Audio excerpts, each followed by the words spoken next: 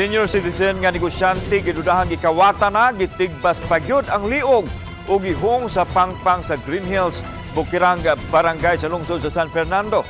Tayran tang detalye sa live report ni Femari Dumabok. Fem.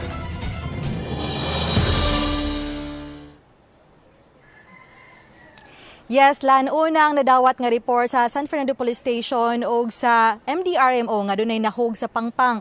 Una utan nitabang ang mga sakop sa Municipal Disaster Team apan dali usab dayon silang napakitabang sa kapulisan aron pagsuta kung tinuyo ba ang maong paghagbong.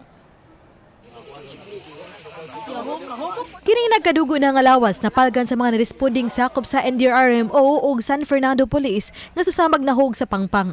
Ug nagkawil-kawil na ang liog sa biktima. Gila siya nga si Diomidi sa Gidaro, 67 anyos, ug nailang tigpautang sa ilang lugar. Ang crime scene, 50 metros ang gilayon gikan sa panimay sa biktima. Apan pagulagway sa mga pulis nga naa kini sa suok ug mingaw ang dapit. Pasado las 11 gahapon na dawat sa kapulisan ng taho sa krimen. Sa pakisusi sa San Fernando Police, posibleng gikawatan ang biktima una patya. Nahinganawag na nahulog daw sa bangin. Pero apan na pag-adto sa mga tropa, kitan man nila ang kuan ba ang liog ba ma'am? Muragi ang tawag dito. Gulgol? Hacking ba ma'am? Hacking ganon. Oh, okay. Tigpas ba? Initial info sa kapamilya ma'am na siya dalag sling bag. Pero sa crime ma'am sa area nawawala yung bag. Gitanausab nila karon ang posibilidad nga usa sa mga nangutang sa biktima ang responsable sa krimen. Ganihang buntag nag-walkthrough sa nahitabuan ang mga sakop sa San Fernando Police pinanguluhan ni Police Major Efren de la Cruz Diaz Jr. Lakip sa ilang gituyo pag-adto ang kabanay sa biktima. Ang negosyo na is magpautang ma'am. Mangutang siya, then ipautang po niya ma'am.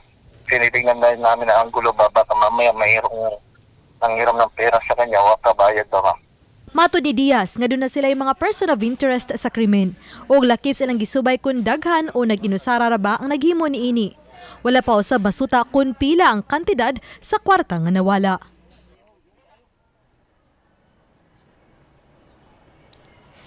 La nasuta usab nga dunay mga sama diha sa mga kamot sa biktima matod sa hepe sa San Fernando Police Station nga posibleng nisukol pa ang biktima ngadto sa responsable sa krimen. Katapusang nakitaan ang biktima alas 7 gahapon sa buntag kinsa nananghid sa iyang mga kabanay nga maningil ngadto sa mga nangutang kaniya.